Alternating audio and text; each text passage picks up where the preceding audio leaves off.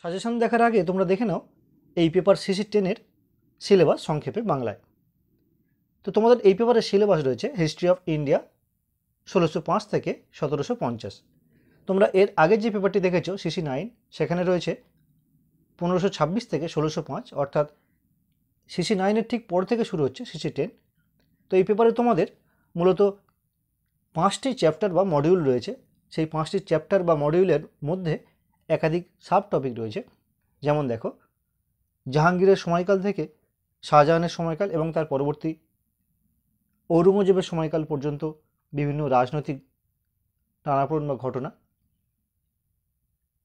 এই সমস্ত সম্রাটদের সময়কালের মুঘল যুগের রাজনীতি, সংস্কৃতি, মনসবদারি প্রথা, জায়গিরদারির প্রথা, ঔরঙ্গজেবের সময়কালে জায়গিরদারির সংকট, বিভিন্ন নীতি, রাজপুতদের বিভিন্ন সংস্কৃতি বা রাজনীতি, বিভিন্ন দিক, মুঘল সাম্রাজ্যের পতন, নগরায়ন, বাণিজ্য, ভারত মহাসাগর বাণিজ্যে ডাচ ভৌমিকদের ভূমিকা, মুঘল মারাঠা দ্বন্দ্ব, শিবাজির অধীনে মারাঠা প্রশাসনের প্রকৃতি বা উত্থান, ঔরঙ্গজেবের বিভিন্ন নীতি এবং বিদ্রোহ, সর্বোপরি মুঘল যুগের পতন সম্পর্কে বিতর্ক।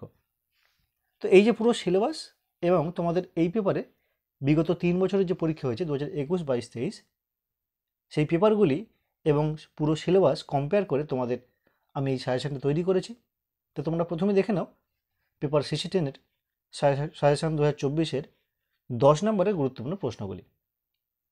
দেখো, প্রথম প্রশ্ন রয়েছে,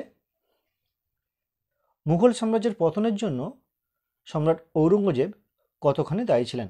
তো তোমাদের এই প্রশ্নটি কিন্তু অত্যন্ত গুরুত্বপূর্ণ একটি প্রশ্ন। পরবর্তী প্রশ্ন দেখো, মুর্শিদ কুলি খানের রাজস্ব ব্যবস্থার মূল বৈশিষ্ট্যগুলি কী ছিল? এটি অত্যন্ত গুরুত্বপূর্ণ প্রশ্ন, এগুলি তোমরা 5 স্টার দিতে পারো।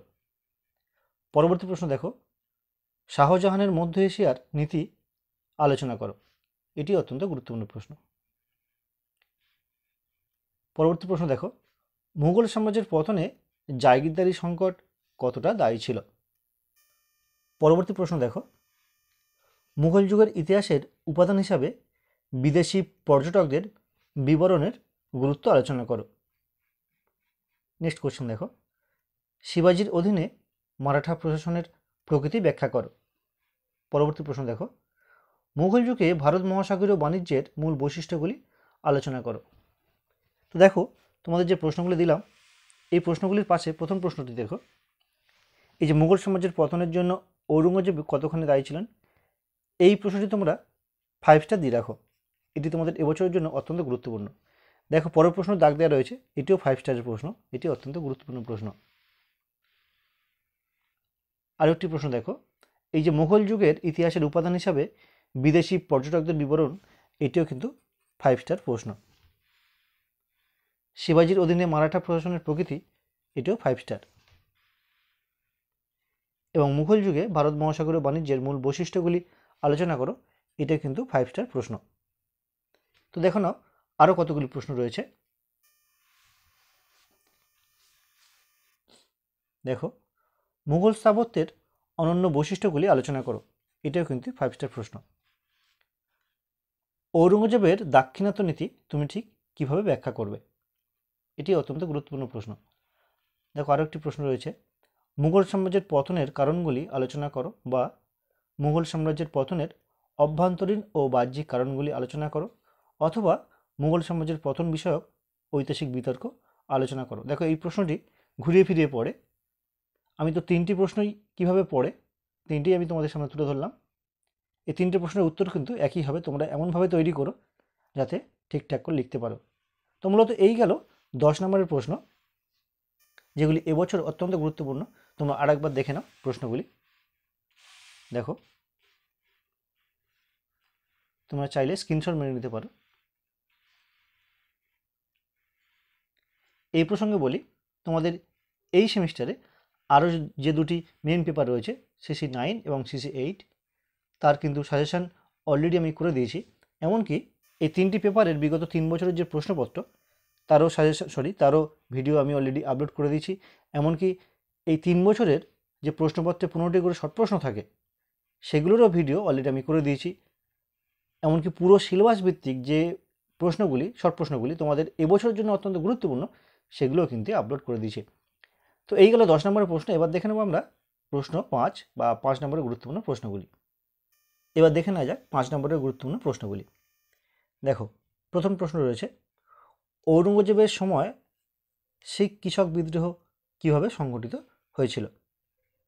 পরের প্রশ্ন দেখো, মুঘল যুগে শতনামী বিদ্রোহ সংক্ষেপে আলোচনা করো। পরবর্তী প্রশ্ন দেখো, দাক্ষিণাত্য ক্ষত বা খত বলতে কি বোঝো? নেক্সট, জাগিরদারি ব্যবস্থা বলতে কি বোঝো? মুঘল যুগে প্রযুক্তির উপর সংক্ষিপ্ত টিকা লেখো। পরবর্তী প্রশ্ন দেখো, জিজিয়া কি, ঔরঙ্গজেব কেন তা প্রবর্তন করেছিলেন? নকশবন্দি সুফিধারা সম্পর্কে একটি টিকা লেখো। মুঘল মারাঠা চুক্তি যেটা হয়েছিল 1719 সালে, তার প্রধান শর্তগুলি কী ছিল তা উল্লেখ করো। নিজাম উল মুলক প্রথম আসফ ঝা, এখানে স্পেলিংটা একটু মিস্টেক রয়েছে, দন্তস্ব ফ হবে, এখানে ক হয়েছে। আসফ ঝা কিভাবে হায়দ্রাবাদ রাজ্যকে সংহত করেছিলেন? পরবর্তী প্রশ্ন দেখো, তনখা জাগির বা জায়গির এবং ওয়াতন জায়গির, এই দুই জায়গিরের মধ্যে পার্থক্য লেখো। মুঘল আমলে পুরন্দরের সন্ধি কবে কাদের মধ্যে স্বাক্ষরিত হয়েছিল এবং এই সন্ধির শর্তগুলি উল্লেখ করো। মুঘল শাসনের শেষ পর্বে অযোধ্যা কিভাবে আঞ্চলিক শক্তি হিসাবে আত্মপ্রকাশ করেছিল? ভারত মহাসাগর বাণিজ্যে ডাচ বণিকদের ভূমিকা কী ছিল? তো মূলত এই গেল 5 নম্বরের গুরুত্বপূর্ণ প্রশ্নগুলি। এক্ষেত্রে তোমাদের বলি, যে প্রশ্নগুলি অত্যন্ত গুরুত্বপূর্ণ 5 স্টার, সেগুলো দেখে নাও একবার। দেখে নাও যে প্রশ্নগুলি অত্যন্ত গুরুত্বপূর্ণ 2024-এর জন্য। এই প্রশ্নটি অত্যন্ত গুরুত্বপূর্ণ, দেখো রাইট ম্যাটার রয়েছে, এটি 5 স্টার। তারপরে দেখো দাক্ষিণাত্য খত, এটিও 5 স্টার। জাগিরদারি ব্যবস্থা, এটিও 5 স্টার। মুঘল যুগের প্রযুক্তির উপর সংক্ষিপ্ত টিকা লেখো, এটিও 5 স্টার। জিজিয়া কর কি, ঔরঙ্গজেব কেন জিজিয়া কর প্রবর্তন করেছিলেন, এটিও 5 স্টার।